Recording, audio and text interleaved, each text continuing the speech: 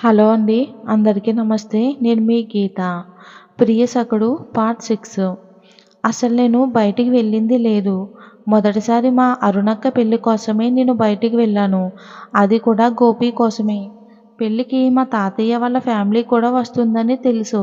రమ్యను అడిగి గోపి గురించి మాట్లాడదామని పెళ్ళికి వెళ్ళా. రమ్య కనిపిస్తే గోపి గురించి అడిగా. 10వ తరగతిలో మంచి మార్కులు రావటంతో, మంచి కాలేజీలో సీటు రావడంతో అక్కడే చేరాడు. ఊరికి కూడా అప్పుడప్పుడు వచ్చేవాడు.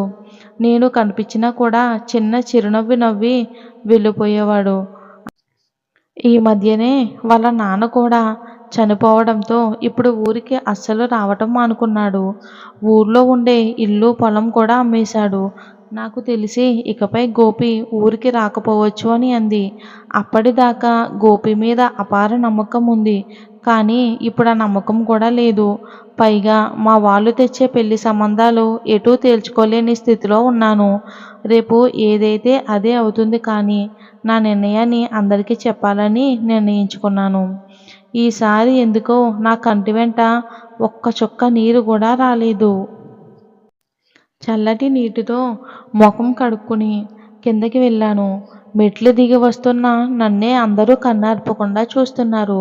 నేనేమి చెప్తానా అని. నేను వెళ్ళి మా నాన్న పక్కన కూర్చుని, నాన్నగారు, నా విషయంలో మీకు ఏది మంచి అనిపిస్తే అదే చెయ్యండి. మీ మాట కాదనను. నేను చెప్పింది వినగానే అందరి మొహాలు ట్యూబ్లైట్లా వెలిగిపోయాయి. అలా వెలిగిపోతున్న వాళ్ళ మొహాల్లో ఉన్నట్టుండి మార్పు కనిపించింది. ఏంటా అని తల పైకెత్తి చూశాను. ఎదురుగా మా తాతయ్య, మా పెద్దనాన్నలు ఎవరు ఏమీ మాట్లాడలేదు. ఒకరినొకరు చూసుకుంటున్నారు. నేనే రండి తాతయ్య, మావయ్య కూర్చోండి అని చెప్పాను.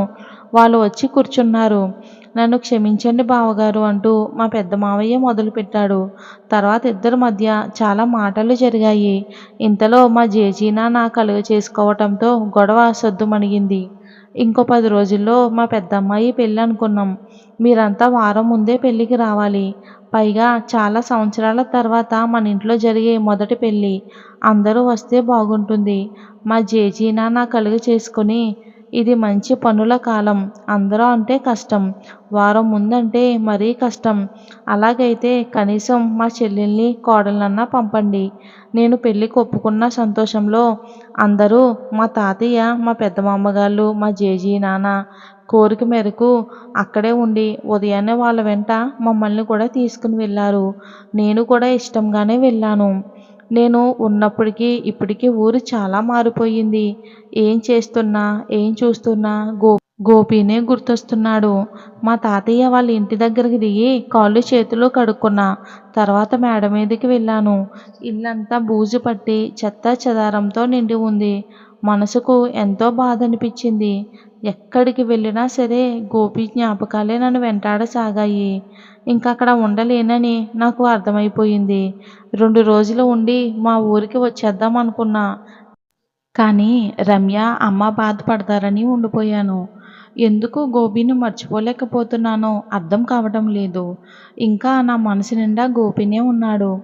వారం రోజులోనే ఎంతో ఆడంబరంగా రమ్య పెళ్ళి జరిగింది. మా ఇంట్లో వాళ్ళంతా పెళ్ళికి వచ్చారు. మా అమ్మ కూడా నాకు అమెరికా సంబంధం కుదిరిందని పెళ్ళికి వచ్చిన వాళ్ళందరికీ ఎంతో గొప్పగా చెప్పుకుంటూ ఉంది. రమ్య ఎంతో సంతోషంగా మెట్టింట్లో అడుగుపెట్టింది. తర్వాత మా ఇంటికి మేము వెళ్ళాము. రమ్య పెళ్ళి జరగడంతో నా పెళ్ళి కూడా త్వరగా చెయ్యాలి అనేదే వాళ్ళ తపన. అబ్బాయి గల వాళ్ళకి అలా కబురు పెట్టారో లేదో వాళ్ళు ఇలా వచ్చి మా ముందు వాలారు. అబ్బాయి వాళ్ళ అమ్మ, నాన్న, వాళ్ళ అక్కలు, వాళ్ళ అక్క పిల్లలు అందరూ వచ్చారు. మాకన్నా బాగా స్థితిమంతులు కావటంతో వెంటనే సంబంధం కుదిర్చారు. అబ్బాయి త్వరగా పెళ్లి చేసుకుని అమెరికా వెళ్ళాలంట. అందుకే 2 వారాలలో మంచి ముహూర్తం చూశారు. అయిపోయింది. ఇంకా ఏ మూలన ఉన్నా కాస్త నమ్మకం కూడా పోయింది. నన్ను అమ్మ, పిన్ని వాళ్ళు రెడీ చేసి వాళ్ళ ముందు కూర్చోబెట్టారు. నేనేమీ మాట్లాడకుండా తల వంచుకుని కూర్చున్నా. వాళ్ళు నన్ను మాట్లాడించాలని చిన్న చిన్న ప్రశ్నలు అడిగారు.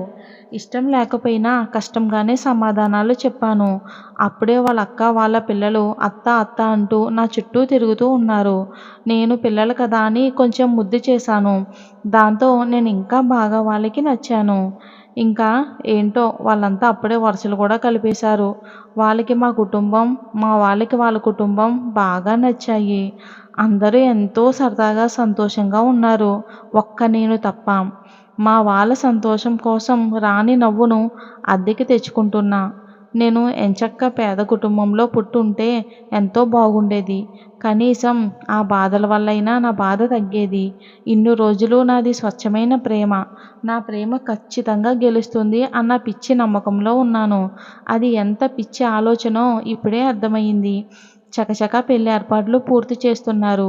మా వాళ్ళు పెళ్లి బట్టలు, పెళ్లి నగలు అన్నీ కొనుక్కున్నారు.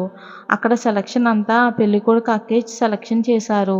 ఇంకా కార్డ్స్ పంచడం కూడా మొదలుపెట్టారు. ఆ పెళ్ళికొడుకేమో నాతో చనువుగా ఉండాలని చాలా ప్రయత్నం చేస్తున్నాడు.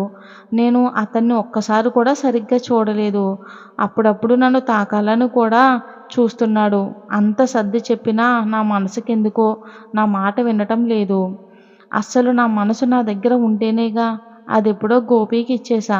నేను నా క్లాస్‌మేట్‌లను, స్నేహితులను ఎవరిని పెళ్ళికి పిలవలేదు. కానీ పెళ్ళికి బంధువులు చాలామందొచ్చారు.